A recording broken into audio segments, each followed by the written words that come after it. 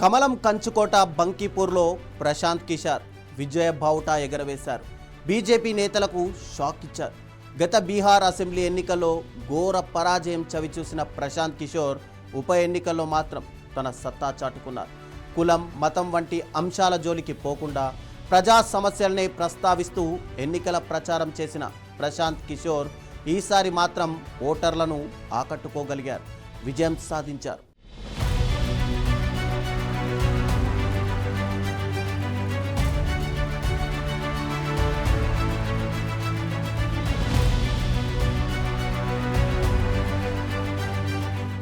బీహార్లో బంకీపూర్ అసెంబ్లీ ఉప ఎన్నికల్లో బీజేపీకి జన్ సురాజ్ పార్టీ అధ్యక్షుడు, ప్రముఖ ఎన్నికల వ్యూహకర్త ప్రశాంత్ కిషోర్ బీజేపీకి షాక్ ఇచ్చారు. బీజేపీ కంచుకోటగా భావించే బంకీపూర్ స్థానం నుంచి ఘన విజయం సాధించారు.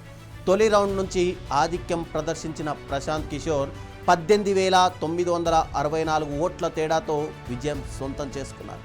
ప్రశాంత్ జోరుకు బీజేపీ అభ్యర్థి నీరజ్ కుమార్ నిలవలేకపోయారు.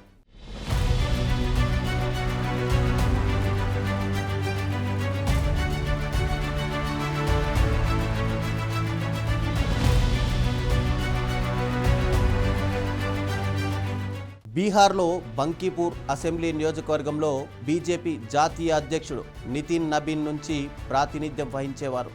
అయితే ఆయన్ను జాతీయ అధ్యక్షుడిగా ఎంపిక చేసిన బీజేపీ అధిష్టానం రాజ్యసభకు పంపింది. దీంతో ఆయన ఎమ్మెల్యే పదవికి రాజీనామా చేయాల్సి వచ్చింది. జూలై 30న బంకీపూర్ స్థానానికి ఉప ఎన్నిక జరగగా ఆగస్టు 3న జరిగిన ఓట్ల లెక్కింపులో ప్రశాంత్ కిషోర్ తిరుగులేని ఆధిక్యం కనబరిచి బంకీపూర్ బాహుబలిగా నిలిచారు.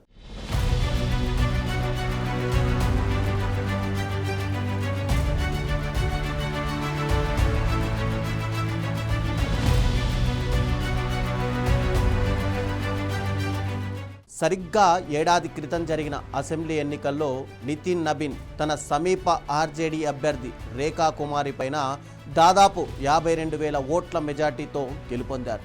బీజేపీకి ఈ నియోజకవర్గం కంచుకోట. 30 ఏళ్లుగా ఆ పార్టీనే ఇక్కడి నుంచి గెలుపొందుతోంది.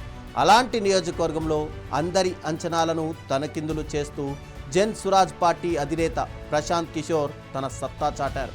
స్వతహాగా ఎన్నికల వ్యూహకర్త అయిన ప్రశాంత్ కిషోర్ ఈసారి మరింత పదునైన వ్యూహాలతో రంగంలోకి దిగారు. అధికార పార్టీలోని విభేదాలను తనకు అనుకూలంగా మరుచుకున్నారు. మరోవైపు బీజేపీ బరిలో దించిన అభ్యర్థికి ప్రజాదరణ అస్సలు లేకపోవడం కూడా పీకేకి ఇక్కడ కలిసి వచ్చింది.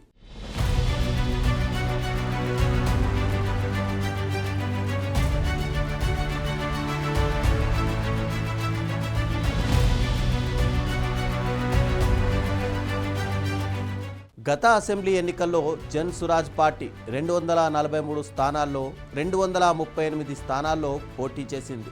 జేఎస్పీ నుంచి పోటీ చేసిన వారిలో ఒక్క అభ్యర్థి కూడా విజయం సాధించలేకపోయారు. దీంతో ప్రశాంత్ కిషోర్ కొంతకాలం పాటు మౌనవ్రతం చేశారు.